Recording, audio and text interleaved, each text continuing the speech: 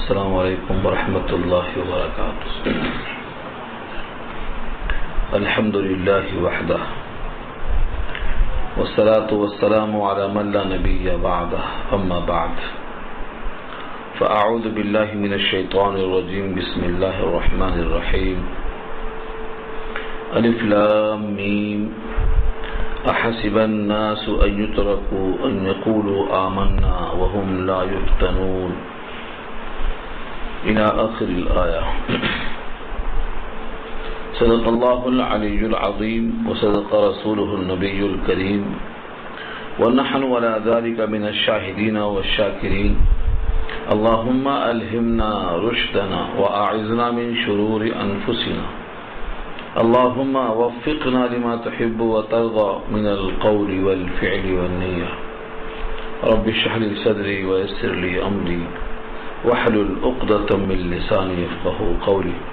آمین یا رب العالمین. محترم حضرات، معزز سامعین، محترم خواتین، امام اور بہنوں، ملی بھائیوں، آج کی گفتگو کا عنوان ہے سورہ عنکبوت. سورہ عنکبوت کا آغاز یہاں سے ہو رہا ہے. یہ سورت چونکہ مکی ہے، 7 رکوع پر مشتمل ہے. اس میں کل 69 آیتیں ہیں اور تقریباً عقائد پر بات ہوئی ہے. توحید، رسالت، آخرت، ان چیزوں پر زور دیا گیا ہے.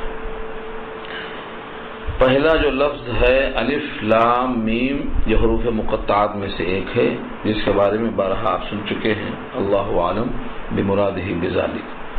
اس کا حقیقی مفہوم اللہ کو معلوم ہے.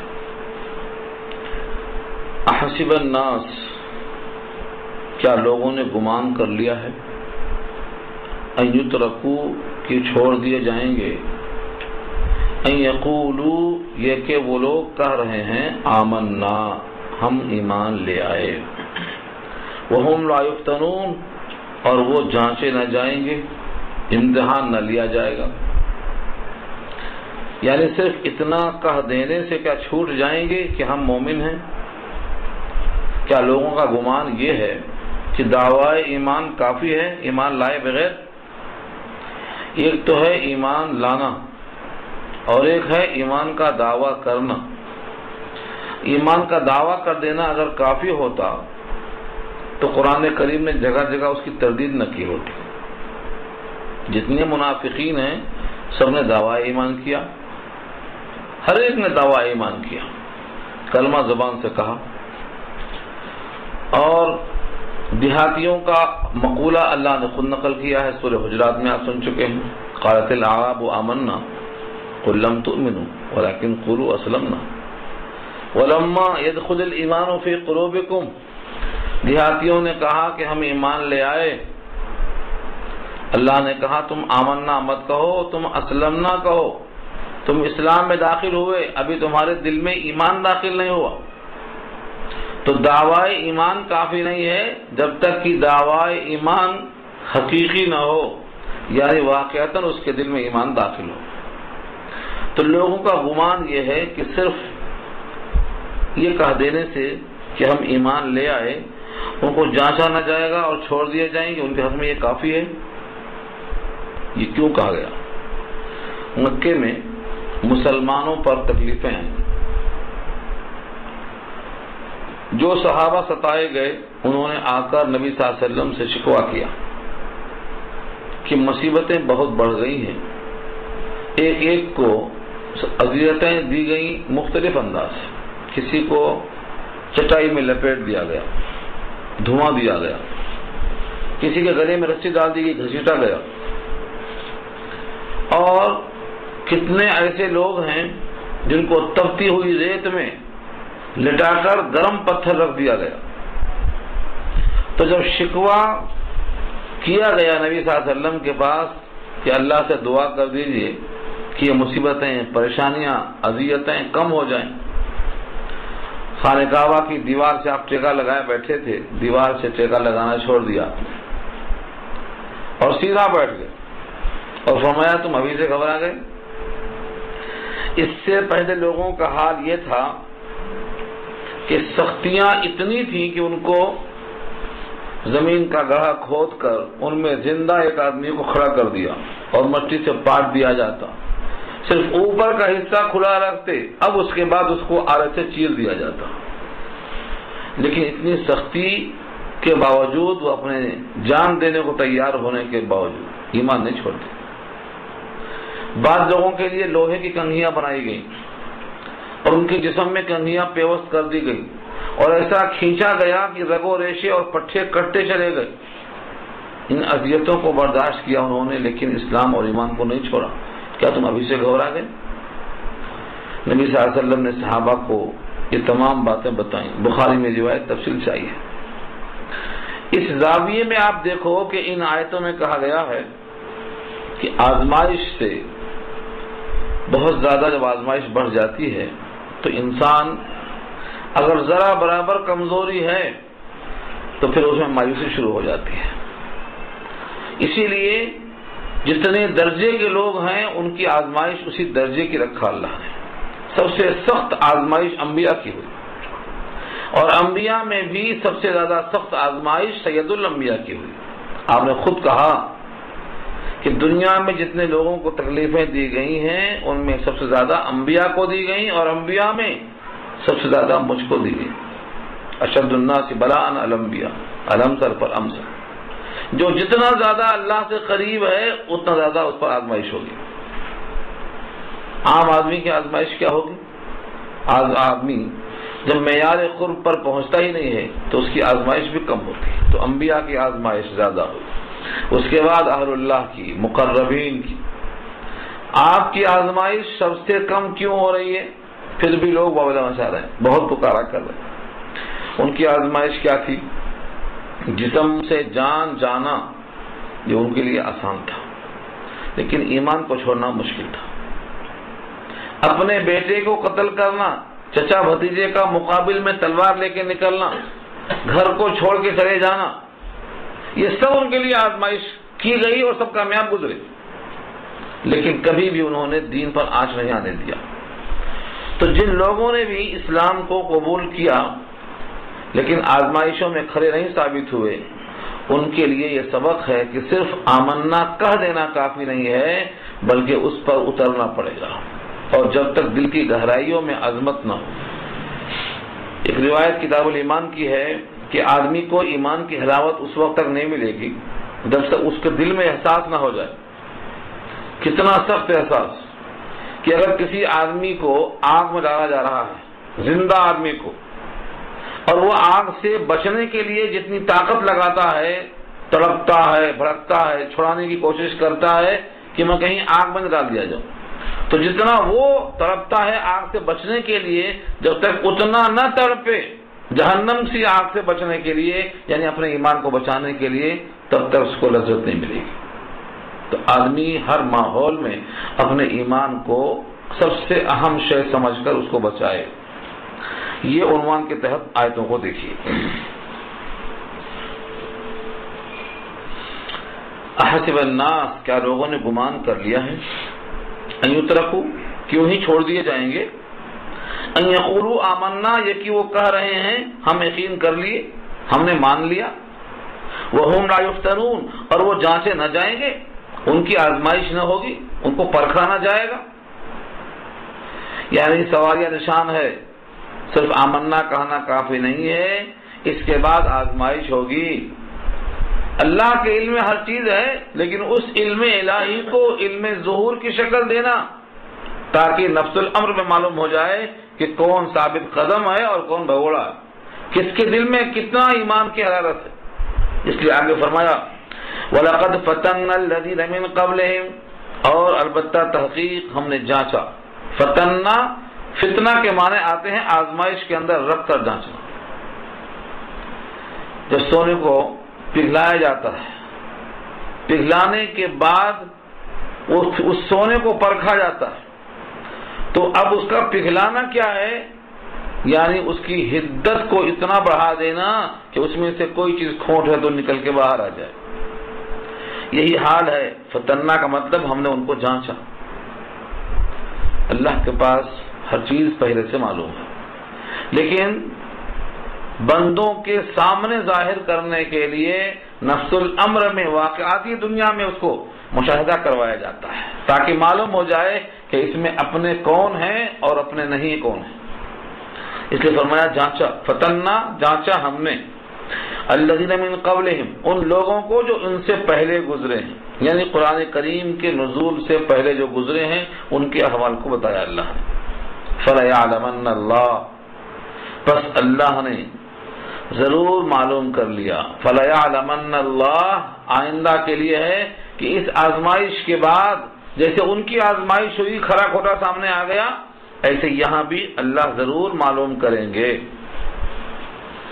یہاں پر یہ اشکال نہ ہو کہ اللہ سے پہلے سے اللہ کو معلوم نہیں، بلکہ اللہ کو پہلے سے معلوم ہے، نہ صرف معلوم ہے بلکہ اللہ کے معلومات کے مطابق ہی دنیا میں سب کچھ ہو رہا ہے، کوئی اس سے انحراف کرنے کی طاقت ہی نہیں رکھتا، لیکن عملاً واقعاتی طور پر ان کو دکھایا جائے گا تاکہ کسی کو عذر کرنے کا موقع نہ ملے۔ اگر صرف اپنے علم کے مطابق رکھ کر ان کی آزمائش نہ کی جاتی تو ان کو بولنے کا موقع ملتا کہ اگر ہم ہوتے تو ہم ایسا کرتے، جیسا کہ بعض جنگوں میں ان کی غیر حاضری پر ان کا اعلان نکلا، ہم ہوتے تو یہ کرتے اور ہم ہوتے تو وہ کرتے، تو یہ کہنے کا موقع ہی نہ رہے۔ حجت ختم کرنے کے لیے اللہ نے واضح کر دیا کہ دنیاوی طور پر سامنے آؤ، اس سے اللہ کو معلوم ہو جائے گا، یعنی تمام لوگوں کے سامنے یہ بات ظاہر ہو جائے گی۔ الذین صدقوا سچے کون ہیں، کنہوں نے سچا دعویٰ کیا ایمان کا، جو لوگ سچے ہیں ان کو اللہ معلوم کر لے گا۔ وَلَيَعْلَمَنَّ الْكَاذِبِينَ صادقین کی ضد کاذبین، صدق اور کذب ہمیشہ سے تقابل چلا رہا ہے، من صدق نجا ومن کذب ہلاک، سچ جس نے کہا کامیاب ہوا اور جس نے جھوٹ کہا وہ ہلاک ہوا۔ تو اگر وہ دعوی ایمان میں بھی جھوٹا ہے تو اس کا کذب باہر ہو جائے گا، اور ایسے میدان پر جہاں سختی ہوتی وہاں ٹھہر نہیں سکتا۔ آپ کو معلوم ہے غزوہ بدر سے پہلے جتنے لوگوں کو لایا گیا تھا، تیار کیا گیا تھا، ان میں کچھ لوگ دھیرے دھیرے مطلب کی خاطر ملتے چلے گئے، اور جب غزوہ وحد قائم ہوا تو 300 آدمی واپس آ رہے تھے میدان کارزار سے۔ واپس کیوں آ رہے تھے وہ؟ کیونکہ وہاں دنیاوی ضرر دکھائی دے رہا تھا، ان کو دنیاوی نقصان نظر آیا تو میدان کارزار سے واپس آ گئے۔ کیوں آ رہے تھے واپس؟ یہ صرف اس لیے کہ جو ان کا مقصد تھا وہاں فوت ہو رہا تھا، حقیقی ایمان نہیں تھا، دنیا کے مفاد کے واسطے وہ حاضر ہوئے تھے۔ تو فرمایا کہ اللہ تعالیٰ ضرور معلوم کریں گے کہ ان میں سچے کون ہیں، اور یہ بھی معلوم کریں گے کہ ان میں جھوٹے کون ہیں۔ اب کچھ لوگ ایسے ہیں جو برائیاں کرتے ہیں اور یہ سمجھتے ہیں کہ ہم اللہ سے چھوٹ کے نکل جائیں گے اور اللہ کے قانون سے ہم سبقت کر جائیں گے اور ہمارا مواخذہ نہیں ہوگا اور ہم پکڑے نہیں جائیں گے۔ برائیاں کرنے کے باوجود سمجھتے ہیں کہ ہم تو بچ جائیں گے، جس طرح دنیا میں بہت سے لوگ برائیوں کے عادی ہیں اور مختلف انداز سے بچ جاتے ہیں، پیسوں کے زور پر، سیاست کے زور پر، سفارش کے زور پر اور عددی قوت کے زور پر بہت سے اسباب میں سے کچھ تلاش کر لیتے ہیں، تو ان کا گمان یہ ہے کہ ہم وہاں بھی بچ نکلیں گے۔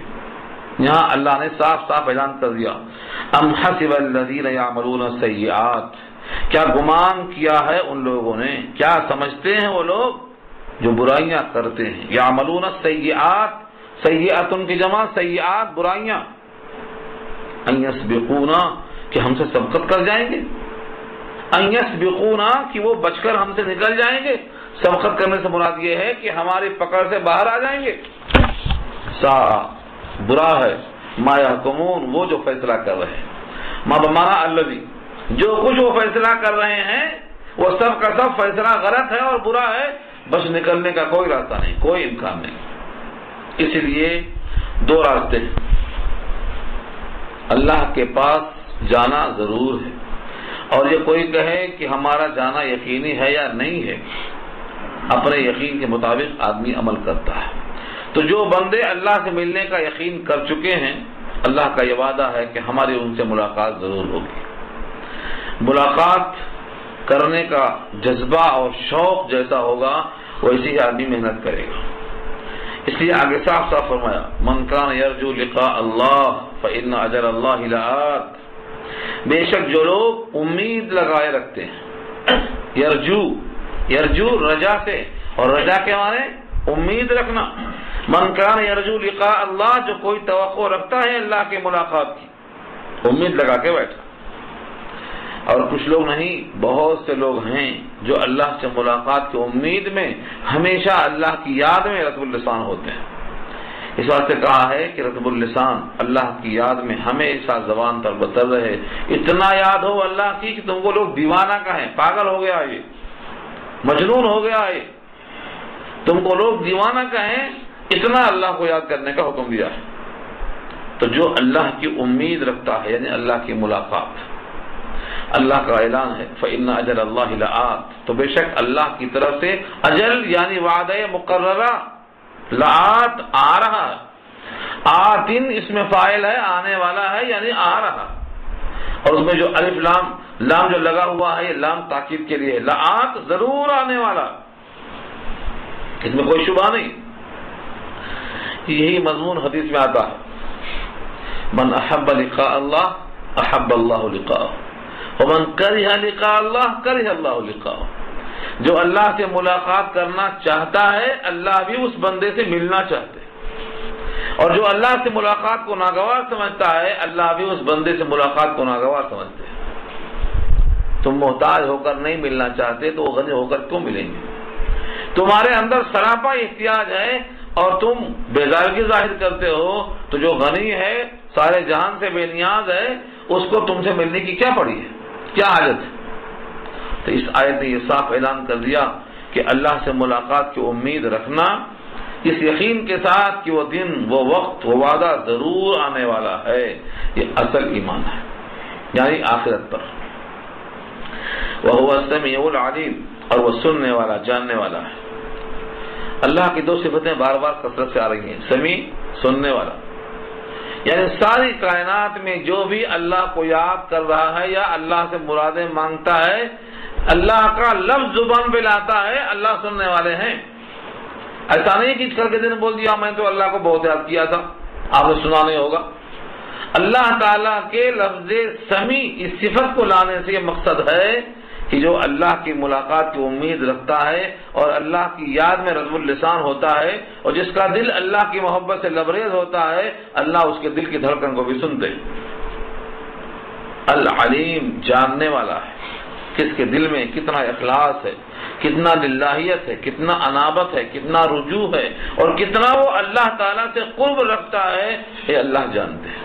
تو یہ دو چیزیں ہیں، سمیع، ہر ایک کی زبان سے نکلے ہوئے الفاظ سنتے ہیں، اور ہر ایک کے احوال کو وہ جانتے ہیں۔ اب یہاں سے اللہ نے اپنے غنا کا اظہار فرمایا وَمَنْ جَاهَدَ فَإِنَّمَا يُجَاهِدُ لِنَفْسِهِ، جاہدہ جس نے کوشش کیا، محنت کیا، ایک تو ہے جہد، کوشش، محنت، لیکن اسی جہد سے جب باب بدل کر جاہدہ آئے گا تو مانے کسی کے مقابل میں کوشش کرنا، کفر کے مقابل میں ایمان کی کوشش کرنا، ادیان باطلہ کے مقابلے میں دین اسلام پر کوشش کرنا، یعنی تمام باطل کے مقابلے میں حق کے ساتھ مجاہدہ کرنا۔ تو جاہدہ مفاعلہ کے وزن پر جب آئے گا تو مقابلے میں کوشش کرنا، باطل طاقتوں کے مقابل ڈٹنا، یہ مجاہدہ ہے۔ اسی واسطے مجاہد اسی کو کہیں گے جو کسی کے مقابل میں آ کر کوشش کرتا، اور اگر کوئی تنہا میں کوشش کرتا ہے صرف اپنے ذات کے لیے تو اس کو مجاہد نہیں کہیں گے، اس کو کیا کہیں گے؟ جدوجہد کرنے والا، صحیح کرنے والا، کوشش کرنے والا۔ مجاہد تو ہوگا جب مقابل میں کسی کے آئے گا، نفس کے مقابل میں آئے تب بھی مجاہد ہوگا۔ تو فرمایا ومن جاہد، اور جو کوئی محنت اٹھائے یعنی مشقت جھیلے، فإنما، تو اس کے سوا اور کچھ نہیں، یجاہد لنفسہ، وہ مجاہدہ کرتا ہے اپنے ہی واسطے، کیونکہ اس کے جہد کا ثمرہ اس کو ملنے والا ہے۔ ان اللہ لغنی عن العالمین، یہ ایک آیت بار بار پڑھنا، ان اللہ لغنی عن العالمین، اس میں اللہ کے غنا کا اعلان ہے، بے شک اللہ البتہ غنی ہے سارے جہان سے، اسے کوئی پرواہ نہیں، کسی انسان کی طرف اس کو کوئی احتیاج نہیں، بلکہ بقول حضرت موسیٰ علیہ السلام جنہوں نے اپنی قوم سے کہا ہے وقال موسیٰ ان تکفروا انتم ومن فی الارض جميعا، اب موسیٰ نے کہا اگر تم اور جتنے زمین میں ہو سب مل کے ناشکری پہ آمادہ ہو جاؤ تب بھی اللہ غنی ہے، اس کی شان میں کمی نہیں آئے گی۔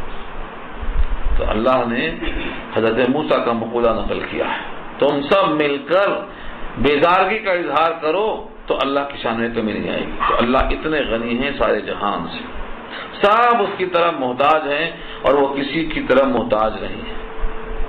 ان اللہ لغنی عن العالمین، جب سارے جہان تو وہ بے نیاز ہیں تو کسی مجاہد کی مجاہدات کی کوشش کس کے لیے ہے؟ مجاہد کے لیے ہے، اللہ کے واسطے نہیں۔ جو انسان بھی کوشش کرے گا اس کو اپنا پھل ملے گا، اللہ کو اس سے کوئی فائدہ نہیں۔ ہاں اللہ کی شانیں بے نیازی، اس کے باوجود اللہ کی عطا اور جود و سخا کا عالم یہ ہے کہ جو ایمان عمل صالح سے آراستہ ہوگا تو اللہ دو وعدہ فرماتے ہیں، ایک تو اس کے ایمان عمل صالح کی بنا پر اس کے سارے گناہوں کو ہم مٹا دیں گے، اور جو بھی نیکیاں کر کے آیا ہے اس کا ہم بہترین صلہ دیں گے، دونوں وعدے، جبکہ ان کو کوئی فائدہ نہیں ہے ہمارے سجدوں سے، لیکن پھر بھی اللہ تعالی حلیم ہیں، شکور ہیں، اپنے شکور ہونے کی بنا پر ہماری قدر کرتے ہیں۔ ہمارے دل میں جو اللہ کی طرف انابت اور رجوع ہے اس کی طرف اللہ قدر کی نگاہ سے دیکھتے ہیں۔ اس لیے آگے فرمایا والذین آمنوا وعملوا الصالحات، اور وہ لوگ جو ایمان لائے اور عمل صالح کیے، لنکفرن عنہم سیئاتہم، لام تاکید ہے، اور نکفرن ہم دور کر دیں گے، عنہم ان سے، سیئاتہم ان کی برائیاں، یعنی ان کے عمل میں جو برائیاں آ چکی ہیں محض ایمان عمل صالح کی بنا پر ان کے اعمال سے ہم کو کھرچ کے پھینک دیں گے۔ دنیا کی کوئی طاقت نہیں کہ اعمال میں سے جو اعمال کی فہرست ہے، کتابچہ ہے زندگی، کتاب زندگی، اس میں سے برائیوں کو نکال کے پھینک دیں، یہ طاقت کسی میں نہیں ہے، صرف اللہ کے فضل و کرم سے اللہ نے وعدہ کر لیا ہے۔ جب بندہ کہتا ہے ظلمت نفسی ظلما کثیرا ولا یغفر الذنوب الا انت، جب بندہ اعتراف کرتا ہے کہ سوائے آپ کے میرے گناہوں کو دھلنے والا کوئی نہیں، اللہ تعالیٰ اپنے شان کریمی سے نامہ اعمال سے گناہوں کو کھرچ دیتے، صاف کر دیتے، وہ گناہ نظر نہیں آئے گا۔ اسی کا نام ہے غفارہ، مغفرت کر دیا، ڈھانپ دیا اس کو۔ تو یہاں وہ وعدہ کیا اللہ نے، جو یقین لائے عمل صالح کیے ہم ضرور بے ضرور ان سے ان کی برائیوں کو دور کر دیں گے۔ صرف برائیوں کو دور کر دیں گے نہیں، یہ تو نگیٹو انعام ہوا، پازیٹو میں فرمایا وَلَنَجْزِيَنَّهُمْ، اور ہم بدلہ بھی دیں گے ان کو احسن الذی کانوا یعملون، وہ جو کچھ کیا کرتے تھے اس کا بہتر سے بہتر بدلہ ہم کو ضرور دیں گے۔ آپ نماز پڑھتے تھے، نماز کا بدلہ، زکوٰۃ کا بدلہ، روزے کا بدلہ، جتنے بھی اعمال صالحہ تھے ان تمام کاموں پر بہتر سے بہتر بدلہ عطا فرمائیں گے۔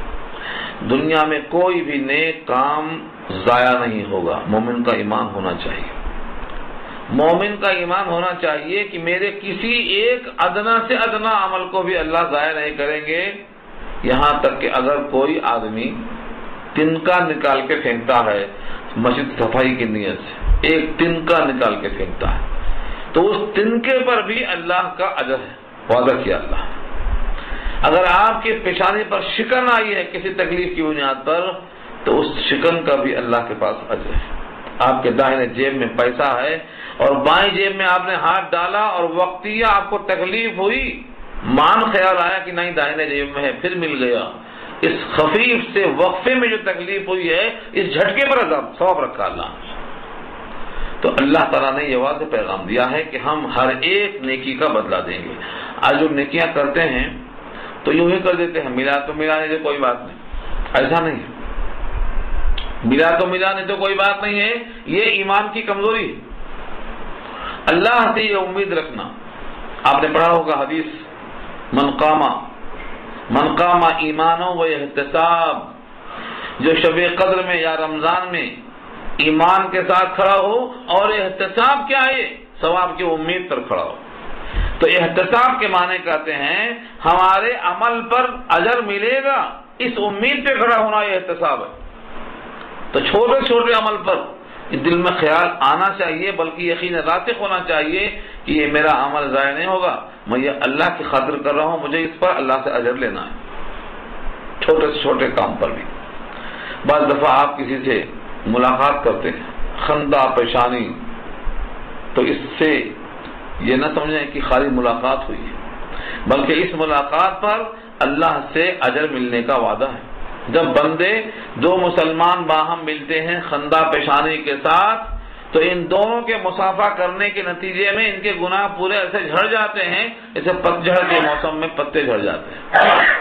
تو ہم مصافحہ تو کرتے ہیں، کبھی ایسا خیال دل میں آتا ہے؟ آنا چاہیے، لانا چاہیے۔ ایک انسان پانی مانگتا ہے، پانی دے دیتے ہیں، دیتے ہوئے خیال آنا چاہیے کہ میں پانی پلا رہا ہوں، مجھے اس پر اللہ سے اجر لینا ہے۔ اور پینے والے کو بھی جزاک اللہ کہنا چاہیے کہ اس کا بدلہ تمہیں اللہ ضرور دے۔ تو اس کا بدلہ کیا ہوگا؟ حدیث میں آتا ہے اگر کوئی ساری کائنات دے دے، پانی نہیں ساری کائنات دے دے، اور اس کے بدلے میں وہ شخص جزاک اللہ فی الدارین کہہ دے، تو یہ اس کا جملہ کائنات کی چیزوں سے بڑھ جائے گا، کیونکہ اس کا بدلہ جب اللہ دیں گے تو اللہ کی شان کے مطابق ہوگا۔ کائنات بھی اگر کوئی دے دیا اور جزاک اللہ کسی نے کہہ دیا دل کی گہرائیوں سے، تو اس کا اجر بڑھنے والا ہے۔ یہ سب احادیث میں کیوں بتایا گیا ہے؟ کیونکہ بندہ اپنے نیک عمل پر اللہ سے لینے کی امید رکھے، یہی اس آیت کا تقاضا ہے۔ وَلَنَجْزِيَنَّهُمْ، اور ہم ضرور بدلہ دیں گے ان کو، احسن الذی کانوا یعملون، جو وہ کیا کرتے تھے اس پر بہتر بدلہ۔ یہاں دو مفہوم ہوگا، ایک مفہوم تو یہ ہے کہ جو وہ کرتے تھے ان میں سے بہتر کام پر بہتر بدلہ ملے گا، اور ایک مفہوم یہ ہے کہ جو وہ کیا کرتے تھے ان کے کاموں پر بہتر سے بہتر بدلہ ملے گا۔ تو اگر وہ عمل صالح ہے یقیناً وہ بہتر ہے، اور اگر عمل صالح ہے ہی نہیں تو اس پر ثواب کا وعدہ ہی نہیں۔ ان میں سے سب سے بہترین کام جس کی تاکید کیا اللہ نے، اس پر ذکر آ چکا ہے سورہ لقمان میں بھی اور سورہ احقاف میں بھی، اللہ تعالیٰ نے اپنے ساتھ ماں باپ کو شریک کر لیا ہے حسن سلوک کرنے کا حکم دینے میں۔ جس طرح اللہ کا حق ہے، ایسے ہی اس کائنات میں ماں باپ کا سب سے بڑا حق ہے۔ تاکیدی حکم دیا اللہ نے، وَوَصَّيْنَا الْإِنسَانَ، اور ہم نے وصیت کیا انسان کو، تاکیدی حکم دیا ہم نے انسان کو، بِوَالِدَيْهِ، اس کے والدین کے ساتھ، حسنہ عمدہ، حسنہ کے معنی عمدہ، عمدہ کام ماں باپ کے ساتھ کیسے ہو، حسن سلوک کیسے ہو۔ ماں باپ کے ساتھ آدمی دنیا میں بہتر سے بہتر سلوک کرے تو کیسا کرے؟ ان کی بات مانے، ان کی اطاعت کرے، ان کے اوپر اپنے مال کو خرچ کرے، ان کے جائز تقاضوں کو پورا کرے۔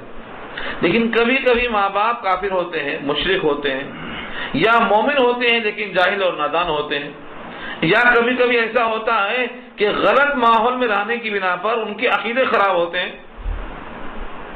اب اگر ماں باپ ہے، ماں باپ ہونے کے ناطے ان کی عظمت کرنا ضروری ہے، اور ان کی بات مشرکانہ ہے، عقائد باطلہ پر مشتمل ہے، تو اس کی خلاف ورزی کرنا ضروری ہے۔ اب بندہ کیا کرے؟ کشمکش میں آ گیا۔ اللہ نے یہاں فیصلہ کر دیا ہے، وَإِن جَاهَدَاكَ، اگر وہ دونوں یا دونوں میں سے ایک کوشش کریں، محنت کریں، زور ڈالیں، لِتُشْرِكَ بِي، کہ تو شرک کرے میرے ساتھ، یعنی اللہ کے ساتھ اللہ کے غیر کو ملائے۔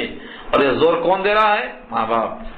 ماں لیس لک بہ، ایسی ایسی چیزوں کا ملاوٹ کرنے کا حکم دیتا ہے کہ تیرا اس کے ساتھ کوئی حقیقی علم نہیں ہے، تجھ کو پتہ بھی نہیں ہے کہ یہ غلط ہے کہ صحیح ہے، مشکوک عمل کی دعوت دے رہا ہے۔ ماں بمانا الذی لیس لک بہ علم، تجھ کو اس کا علم ہی نہیں ہے۔ اللہ فرماتے ہیں فلا تطیعہما، اب ان دونوں کی بات نہیں ماننا ہے۔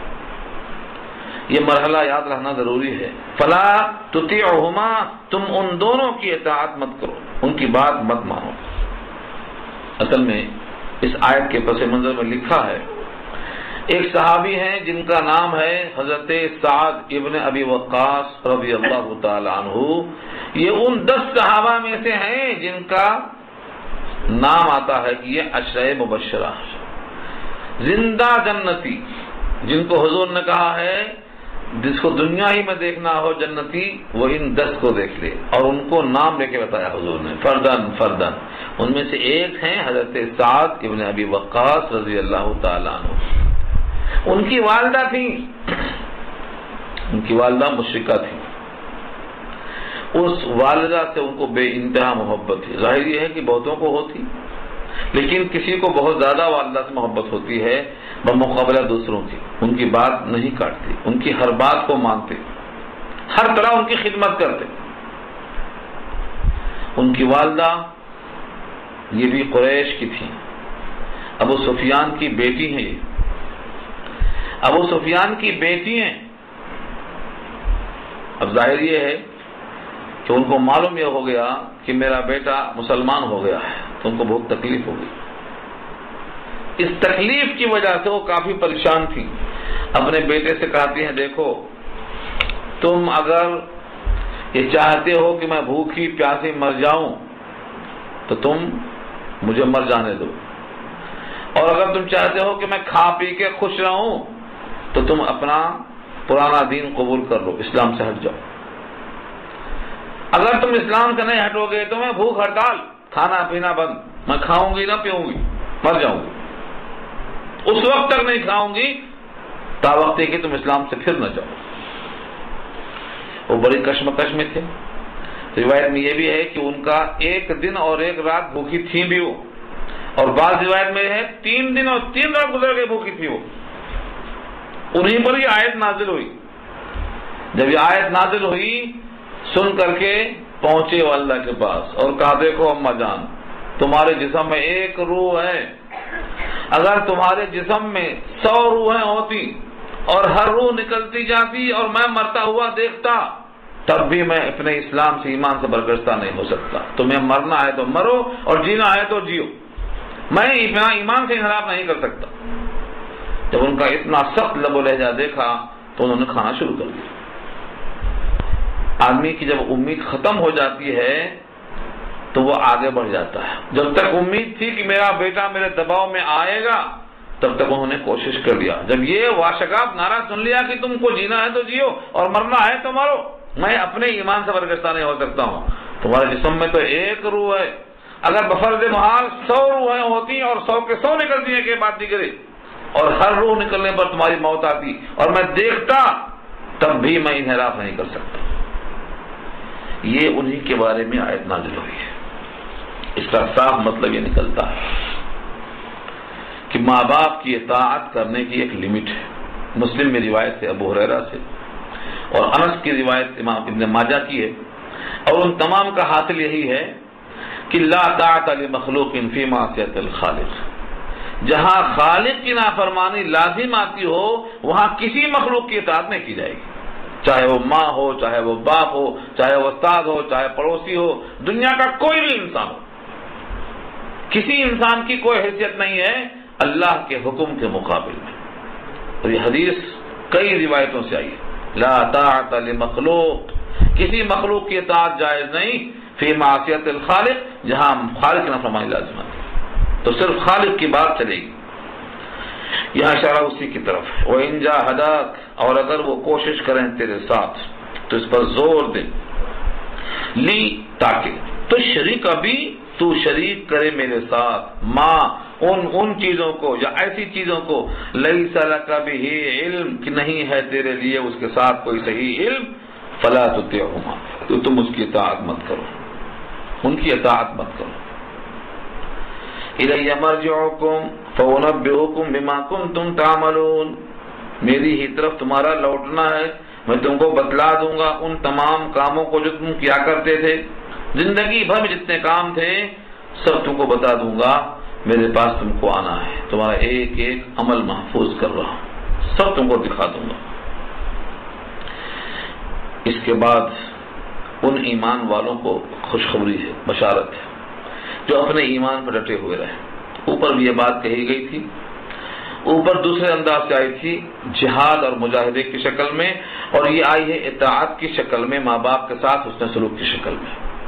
دونوں میں یہ بات کہی گئی ہے والذین آمنوا وعملوا الصالحات، جو ایمان لائے عمل صالح کیا، لا ضرور لندخلنہم میں جو لام زبر لا ہے جس کے معنی ضرور بالضرور تاکید کے لیے ہے، لام تاکید شروع میں اور آخر میں نون ثقیلہ مشددہ آ گیا، ہم ضرور بالضرور داخل کریں گے ان کو صالحین میں، نیک لوگوں میں۔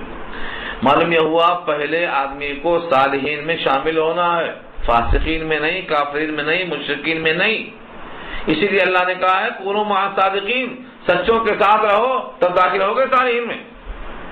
اسی لیے نماز میں آپ کہتے ہیں السلام علینا وعلی عباد اللہ الصالحین، ہم پر بھی سلامتی ہو اور جتنے اللہ کے سارے بندے ہیں ان تمام پہ سلامتی ہو۔ اور سورہ فجر میں اللہ نے کہا فادخلی فی عبادی وادخلی جنتی، جنت میں بھیجا جائے گا۔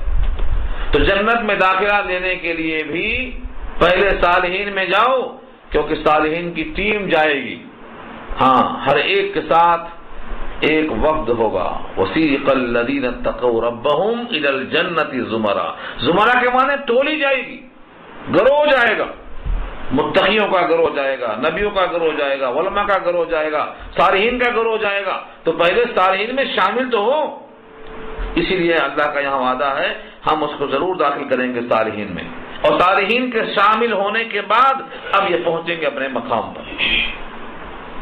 اتنا انعام ہے۔ لیکن بعض لوگ ایمان لانے کے بعد جب آزمائش ہوتی ہے، کبھی فاقہ، کبھی تکلیف، جسمانی تکلیف، بیماری، تو اس تکلیف کو ایسا سمجھتے ہیں کہ اللہ کی تکلیف کے برابر ہو گئی، فوراً اسلام سے برگشتہ ہو جاتے، بولتے ہم سے کوئی مطلب نہیں، جو کرنا ہے کر لو۔ آزمائشوں میں پھسل جانا اور اپنے استقامت کو کھو دینا، یہ اللہ کی نگاہ میں کتنا معتوب ہے۔ دیکھو ان لفظوں کو، وَمِنَ النَّاسِ، اور لوگوں میں سے بعض، مَن یقول، جو کہتے ہیں آمنا باللہ، ہم یقین کرتے ہیں اللہ پر، یقین لائے اللہ پر، فَإِذَا أُوذِيَ، پھر جب اذیت دی گئی، ایذا پہنچائی گئی، ستائے گئے، مارے گئے، فی اللہ، اللہ کے بارے میں، یہ فی اللہ کیا ہے؟ فی سبیل اللہ ہے، فی دین اللہ ہے، فی امر اللہ ہے، اللہ کے بارے میں، یعنی اللہ کے دین پر قائم رہنے کی پاداش میں، اللہ پر یقین کرنے کی پاداش میں ستائے گئے، تکلیفیں دی گئی۔ جعل فتنۃ الناس کعذاب اللہ، تو کر ڈالا لوگوں کی آزمائش کو برابر جیسے کہ اللہ کا عذاب، اللہ کے عذاب کے برابر سمجھ لیا ہے لوگوں کی آزمائش کو۔ لوگوں کی آزمائش عارضی ہے، ان کا عذاب عارضی ہے، یہ تکلیف وقتیہ ہے، لیکن اس کی پاداش میں جب انسان جہنم میں جائے گا تو ہمیشہ کے واسطے جائے گا، اور جو ان مصیبتوں کو جھیلے گا، برداشت کرے گا تو دائمی راحت میں ہوگا۔ جنت کی تفصیل میں لکھا ہے دنیا میں جتنی تکلیفیں ہیں سب جھیلنے کے بعد ایک ڈبکی دی جائے گی اور نکال کے پوچھیں گے تم نے کبھی تکلیف اٹھایا ہے؟ تو کہے گا رب تیری قسم میں نے کبھی تکلیف کا منہ نہیں دیکھا۔ تو جنت میں ایک ڈبکی سے تمام کلفتیں ختم ہونے والی ہیں۔ اس لیے بندوں پر لازم ہے کہ دنیا کی آزمائش میں کھرے اتریں، دنیا کی آزمائش میں پھسلیں نہ۔ لالچ میں بھی آنا یہی ہے۔ آج لوگوں کا ایمان کمزور ہے، کوئی کرسچن ہو گیا، کوئی قادیانی ہو گیا، کوئی یہودی ہو گیا، کیسا؟ کسی کو پیسہ مل گیا، کسی کو بیوی مل گئی، کسی کو جائیداد مل گئی، کسی کو دواخانے کا پیسہ بل مل گئی۔ لوگ کیا کر رہے ہیں؟ آہستہ، یہ بھی ایک قسم کی آزمائش ہے۔ جس طرح سے سختیوں میں آزمائش ہوتی ہے عذاب دے کر، ایسے لالچ دے کر بھی آزمائش ہوتی ہے۔ دونوں میں کھڑا نکلنا ہے آدمی کو۔ دنیا کی ہر چیز انسان ٹھوکروں میں رکھے، اللہ کی آزمائش آسان ہو جاتی ہے۔ جب بندہ اپنے عزم و استقلال اور ارادے میں پہاڑ کی طرح ہو، ارادے اور عزم اس کے آسمان کی طرح ہو، تو اس کو کوئی ہٹا نہیں سکتا۔ زیادہ سے زیادہ جان لے سکتا ہے، اور وہ جان تو دینے ہی کی ہے، جان تو نکلنے ہی کی ہے۔ کتنی اچھی بات ہے کہ وہ جان صحیح جگہ پر پہنچ جائے اور صحیح مقام پہ نکل جائے۔ اسی واسطے اہل اللہ نے اپنے ایمان کو بچانے کے لیے سب کچھ جھیلنے کی قربانی دی ہے۔ ومن الناس اور لوگوں میں سے بعض من یقول جو کہتے ہیں آمنا باللہ ہم ایمان لے آئے اللہ پر فإذا اوذی فی اللہ اور جب ان کو اذیت دی گئی اللہ کے بارے میں جعلا تو کر ڈالا فتنة الناس لوگوں کی آزمائش کو برابر کا عذاب اللہ جیسے کہ اللہ کا عذاب وَلَئِن جَاءَ نَصْرٌ مِّن رَبِّكَ اور اگر دوسرا رخ ہو مدد آ گئی مسلمان کامیاب ہو گئے مال غنیمت ساتھ میں آ گیا راحت آ گئی تو کیا کرتے ہیں یہ وَلَئِن جَاءَ نَصْرٌ مِّن رَبِّكَ اور اگر آ جائے نصرت تیرے پروردگار کی طرف سے لَيَقُولُنَّ تو کہتے ہیں اِنَّا كُنَّا مَعَكُمْ ہم تمہارے ساتھ تھے اِنَّا بے شک ہم کننا تھے معکم تمہارے ساتھ یعنی ہم اس غزوے میں تمہارے ساتھ تھے لہذا ہم تمہارے برابر شریک کار رہنے کی وجہ سے ہر چیز میں برابر کے حقدار ہیں تکلیف آئی تو پلٹ جاتے اور راحت آئی تو برابر کے سہیم اور شریک بن جاتے یہ ان دونوں میں کتنا بڑا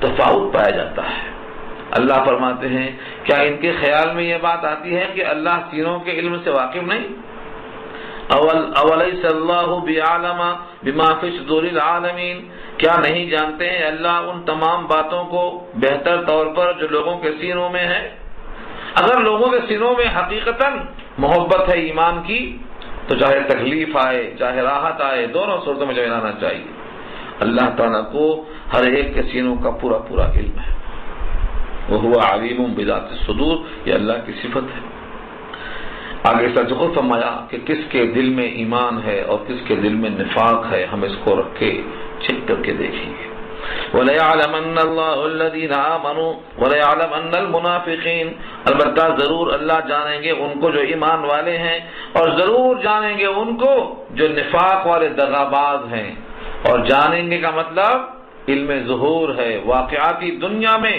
ان کو میدان کارزار میں لا کر لوگوں کے سامنے علی رؤوس الاشہاد ظاہر کر دیں گے کون کیسا ہے تاکہ کل کے دن زبان کھولنے کا موقع نہ آئے اب یہاں سے کچھ کافروں کا مقولہ جو سراسر رجائی ہے اس کو بیان کیا جا رہا ہے اور ایسے لوگ آج بھی ہیں وقال الذين كفروا للذين آمنوا اور کہتے ہیں کافر لوگ ایمان والوں سے اتبعوا سبیلنا ہماری راہ پکڑ لو ہمارے راستے پر آ جاؤ تم پر ہم آنچ نہ آنے دیں گے تم پر عذاب آئے گا تو ہم دیکھ لیں گے سنبھال لیں گے ہم تم پر کوئی آفت آئے گی تو ہم سنبھال لیں گے تم ہماری اتباع کر لو چلو ہماری راہ پر وَلْنَحْمِلْ خَطَايَاكُمْ ہم اٹھا لیں گے تمہاری خطائیں وَلْنَحْمِلْ ہم لاد لیں گے اٹھا لیں گے خطاياكم تمہاری خطائیں ہم اٹھا لیں گے ہماری اتباع کر لو اللہ فرماتے ہیں وَمَا هُمْ بِحَامِلِينَ مِنْ خَطَايَاهُمْ مِنْ شَيْءٍ من کے ساتھ شیئن ایک تو ہے من تبعیض کے لیے دوسرے شیئن کی تنوین برائے تنکیر یعنی تخلیل کے لیے کہ کسی شے میں سے کچھ بھی ان کی خطاؤں میں سے یہ اپنے اوپر لادنے والے نہیں ہیں وما هم بحاملین حالانکہ وہ نہیں ہیں اٹھانے والے من خطاياهم ان کی خطاؤں میں سے من شیئن کچھ بھی اٹھا نہیں سکتے اولا تو کوئی کسی کا بوجھ اٹھائے گا نہیں اور اگر کوئی تیار بھی ہو جائے کہ میں آپ کا بوجھ اٹھا لوں تو اللہ اجازت نہیں دیں گے کیونکہ یہ انصاف کے خلاف ہے کرے کوئی بھرے کوئی ان کا بوجھ ان کے سر پہ کیسے آپ کو یاد ہے واقعہ سورہ یوسف میں جب بھائیوں نے کہا کہ بہت چہیتا ہے ماں باپ کا اس کی چوری میں ہم کو لے لو اس کو چھوڑ دو ایک کے بدلے میں ایک کو پکڑ لو فخذ احدنا مکانہ ان میں سے ایک کے بدلے میں ہم میں سے کسی ایک کو لے لو ابا کا چہیتا ہے ابا کا لاڈلا ہے اس کو چھوڑ دو کیا کہا یوسف نے قال معاذ اللہ ان ناخذ الا ما وجدنا متاعنا ہم نے جہاں پکڑا ہے چور کو اسی کے ہاتھ کاٹیں گے دوسرے کو کیسے پکڑتے دنیا میں یہ انصاف کے خلاف ہے تو اللہ کی عدالت العالیہ میں کیسے ہو سکتا ہے کہ ان کے گناہوں کے بدلے میں ان کو پکڑ لیا جائے یہ نہیں ہو سکتا ولا تزر وازرۃ وزر اخرى اعلان ہے یہاں اسی کی وضاحت ہے نہیں ہے وہ اٹھانے والے ان کی خطاؤں میں سے کچھ بھی انہم لکاذبون بے شک وہ جھوٹ بول رہے ہیں بے شک وہ جھوٹ بول رہے ہیں، کوئی کسی کا بوجھ نہیں اٹھائے گا۔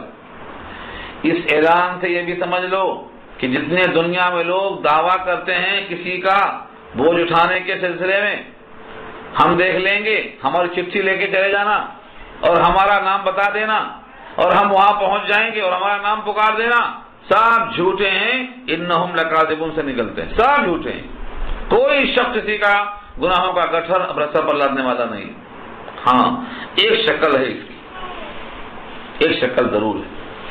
ایک تو اس کو اپنا گناہ ملے گا جو اس نے گمراہ ہو کر کے اختیار کیا ہے، اور جو دوسروں کو گمراہ کیا ہے، دوسروں کو بھٹکایا ہے، دوسروں کو بدعقیدہ بنایا ہے، دوسروں کے گمراہی کا وبال بھی اس پر پڑے گا۔